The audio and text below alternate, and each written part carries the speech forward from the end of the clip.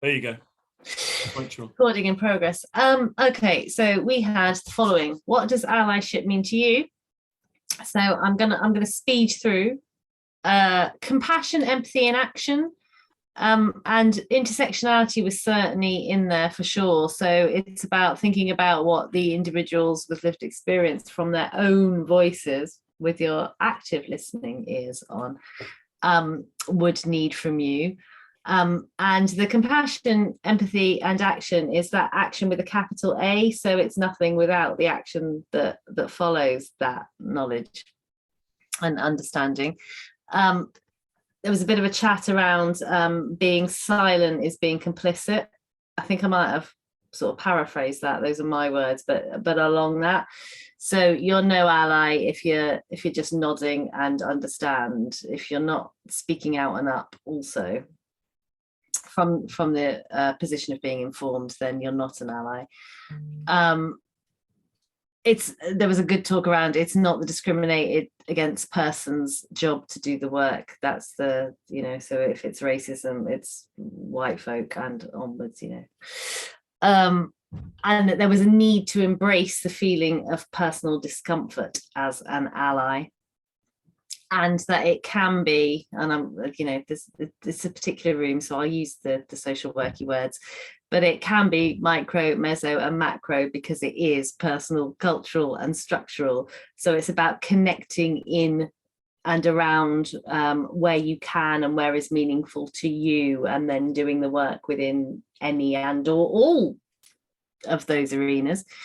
And then we had, can you think of any acts of allyship that you and or your work colleagues have done or experienced in the workplace? So there was a really great example about somebody who had sight and laid their hands on research that had been produced by LGBTQI plus individuals, and the person who was retelling this example got hold of that research and made very sure for that to be under the noses explicitly of commissioners, in order that that data is therefore feeding both where the money is and where the service delivery is designed.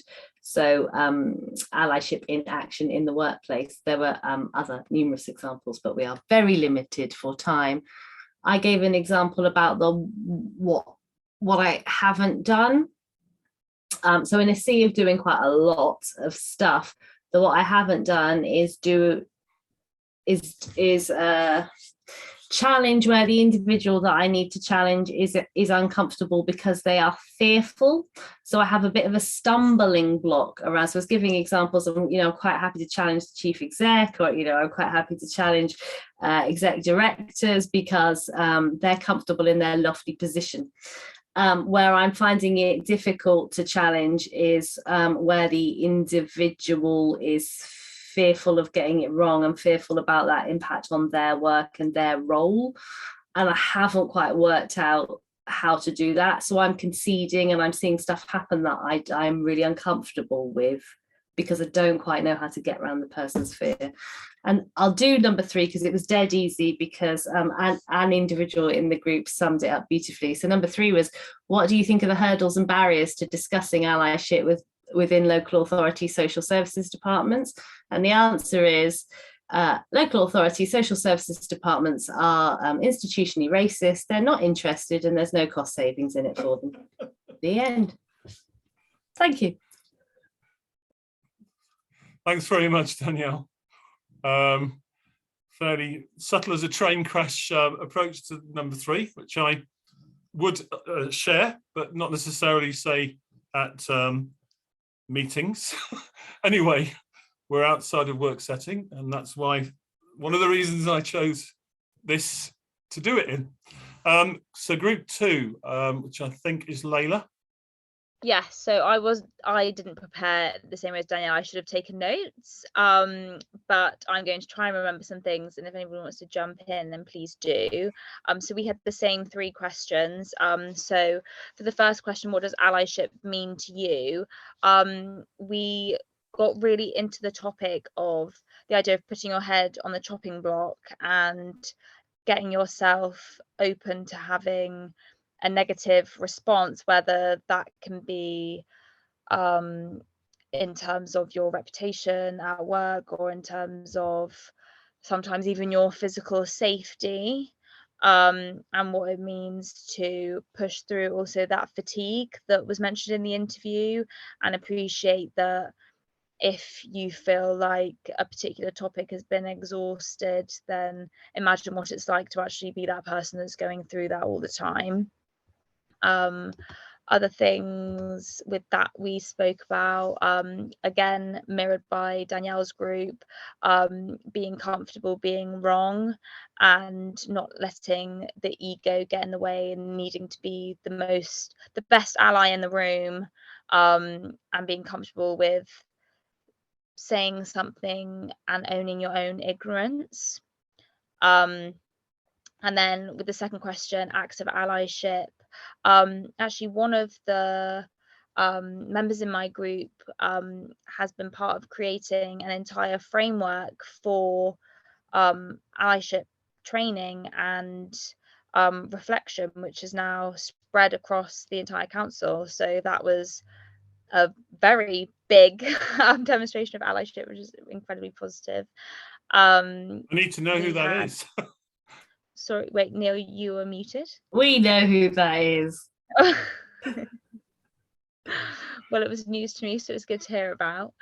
Don't let the whole meeting finish before you tell me, please, but carry on.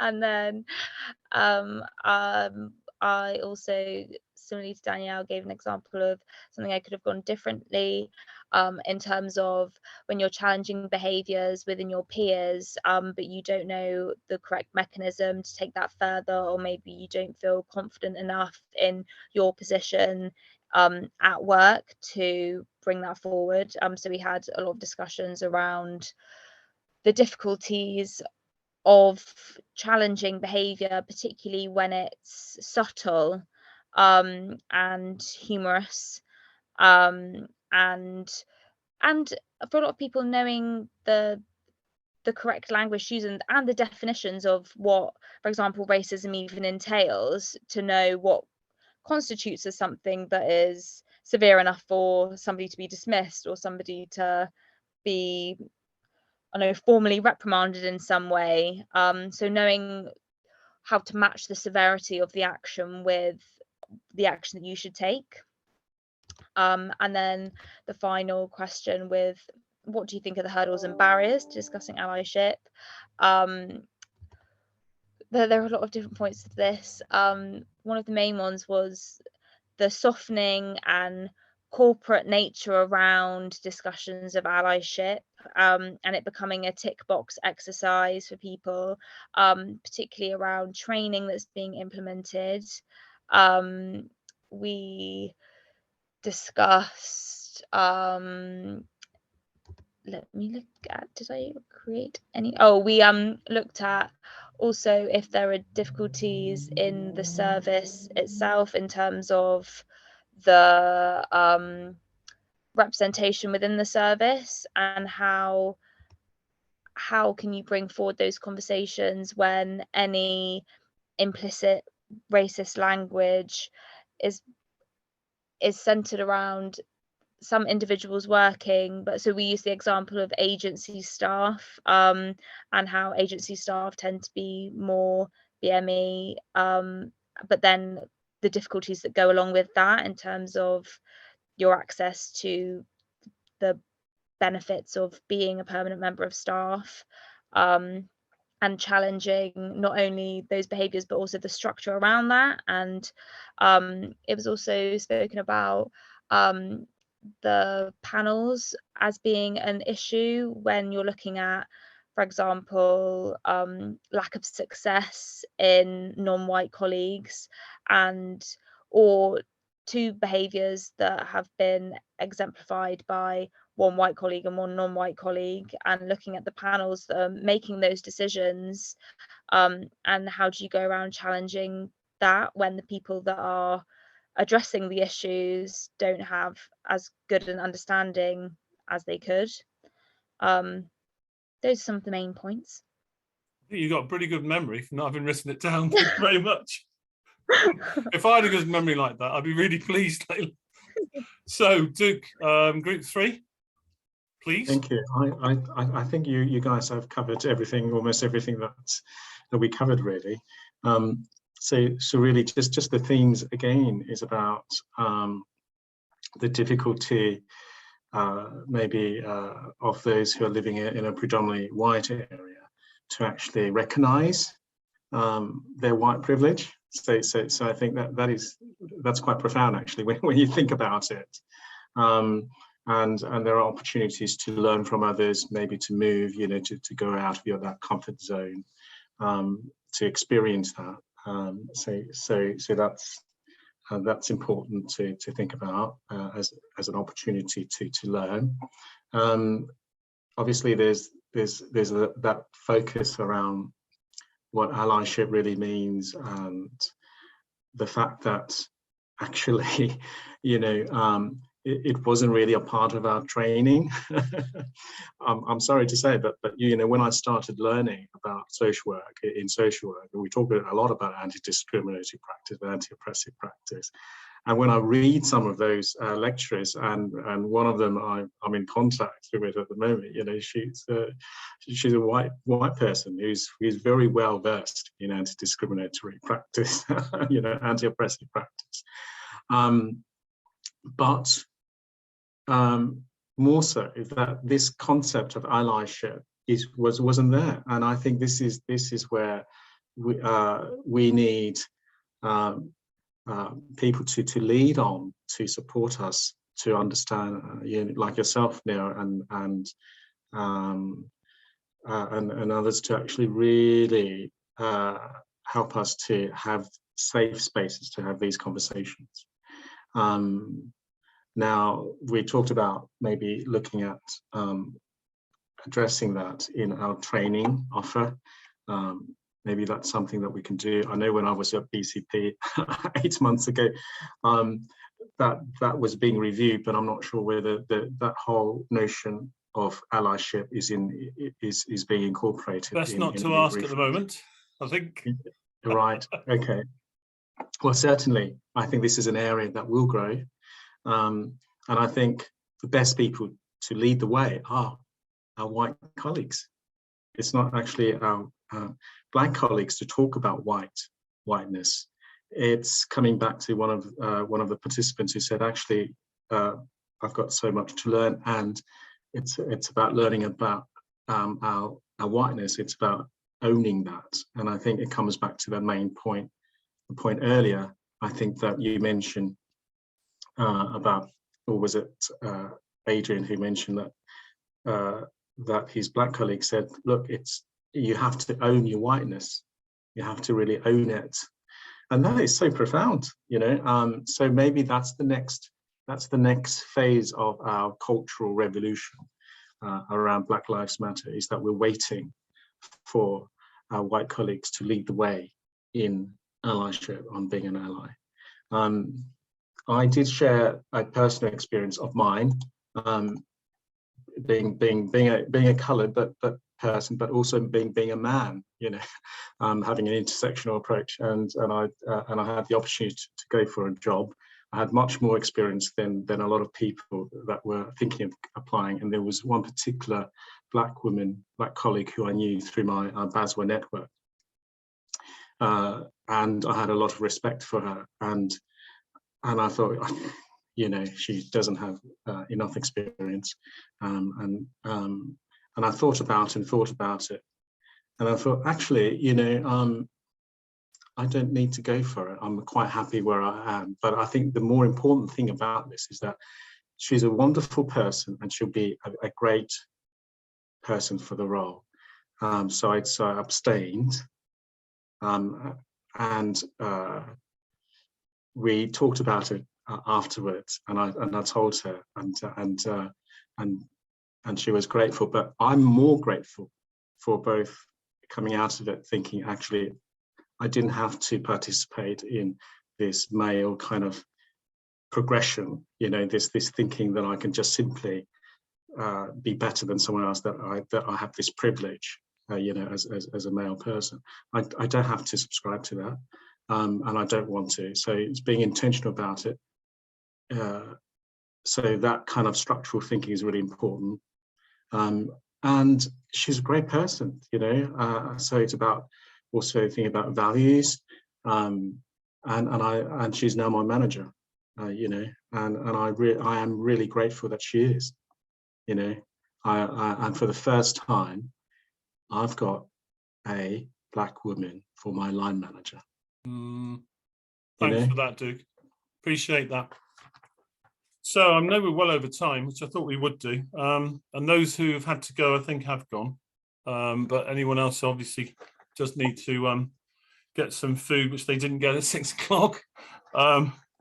Yeah, so the last group was the one I facilitated. And I suppose the comments that came through was that the first thought was that allyship could be about positive discrimination on behalf of people from BME backgrounds and people of colour in some way, and that obviously needs to be looked at in the round.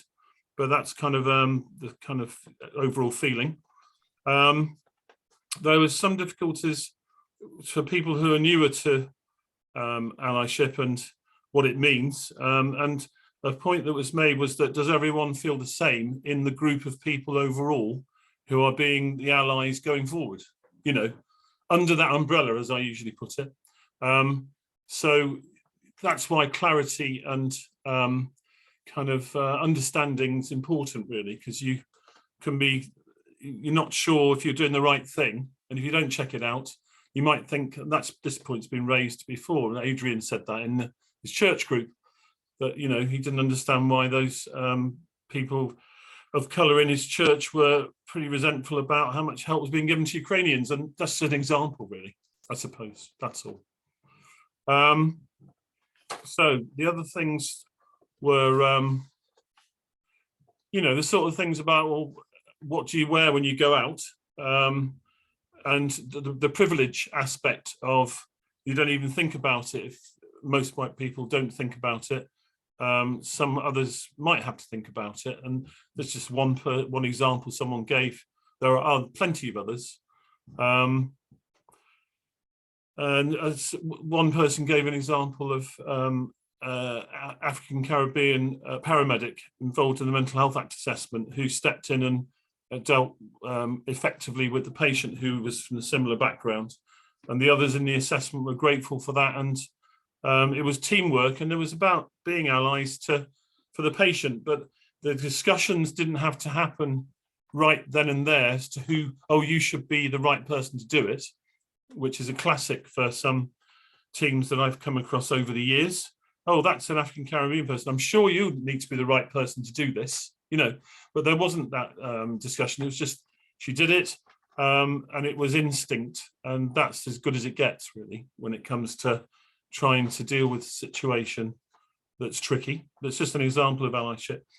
Someone else gave an example of working in a bank, and a white person who wasn't British was talking about her name, and she sort of changed her name so that the others in the bank department could, you know, say it properly. And when that came out, the person who's given this example kind of said, well, that name's fairly straightforward. Why on earth can others not pronounce it? It wasn't one of the ones that we in the Mental Health Act service sometimes get of Sri Lankan doctors who've got 17 letters in their surnames. It wasn't one of those, you know, so there wasn't really much excuse for people not getting it right. And it's just an example of all of this. And the question we had was, are people ready for whiteness and fragility discussions? And I suppose there's, you know, one person said, well, they're not quite ready to get the concept of the fragility, but they're okay without the concept of privilege. So that's an example of how we're all coming from different places in this journey. And then there was a discussion we had about culture, which I think is very pertinent. You know, one person said the South Asian friend they had when they were at college, they always felt that their culture was more interesting and better than the British culture that person had. kind of envy, I suppose, of some of the elements of it. And then we discussed safe spaces, and that's really important, about how to discuss safe spaces. You know, people, one person said in their council that they've, I think it was the BME staff network had offered a question time for all staff who could kind of check things out with them. And it was a safe space, and that was a place they could do it without worrying about the consequences of what they might get wrong. And it was pronounced as that when the time comes. So I think that sounds pretty good initiative to me. It's the sort of thing that I would be looking for in an ideal world to spread further. And finally, the point was made about new employees would have a tricky time of it, and the ASYE kind of situation, which in one council, one of our group members is already working on, to try and navigate it for them. And then we finally had a discussion about how difficult it was for agency staff who come to BCP Council in the children's social care, and they immediately go to a visit, and they're from, you know, people of colour and BME backgrounds in London and Birmingham, and they go to the house and someone says, well, I don't understand how to pronounce your name, I don't understand what you're saying, you know. So they're immediately negated and disempowered from the moment they arrive. And then they're supposed to check out what's happening with the children in this family, who they don't particularly respect them because they don't look like the family. So just a few, that was our discussion. So thank you. I think there was a lot of stuff, good stuff came out of those discussions, as I hoped. So a little word about the future. Some people have already put in the chat who had to go early that they'd like to be involved. So what I'd like to do is to gather a kind of working group, I suppose, which I don't intend to be very frequent. To all those people there who have their 150 emails waiting to answer, I don't intend it to be frequent. Promise on that one. But I think it would be just to work up some of these things that have been raised. And I particularly would like to look at the safe spaces thing, about that council staff work network initiative to have a question time, and trying to see whether there could be representations made about that sort of thing. And that's difficult to do because, as I've said more than once this evening, policies aren't written for it. So, you know, trying to get them rewritten, as we know with local authority procedures, can take a very long time. So, yeah, I'd like to get a working group together. And so in a couple of months' time, because I'm intending to have quarterly sessions of these, because I, again, know that people haven't got the time to do much more than that. So quarterly, the next one would be, I'm hoping, going to have to be early September, because I know what August's like, but, you know, roughly quarterly. So a meeting possibly in the first half of July would just, for people who would like to do that, I just think it would help really. And any ideas, which I know have been put through in the chat already, any kind of, well, it wouldn't work in our area because those are the sort of things that would be really helpful. And I just think that way we can, yeah, formulate some stuff, try and see if people can be supported. So the other thing I just wanted to finish with is that Duke's quite rightly talking about intersectionality, and I did send out to members of the BCP Council, the staff I know, this incredible thing from the Midlands NHS Leadership Academy, which was called the Allyship Toolkit, which was an incredible document, and it just about sums up how to do everything in one template. So what I intend to do within the next 12 months is to invite the person who wrote that to come and talk about it in a session, which would then lead us into looking at intersectionality. But I wanted to start with the white allyship stuff because it's my area of expertise, and you've got to start with that.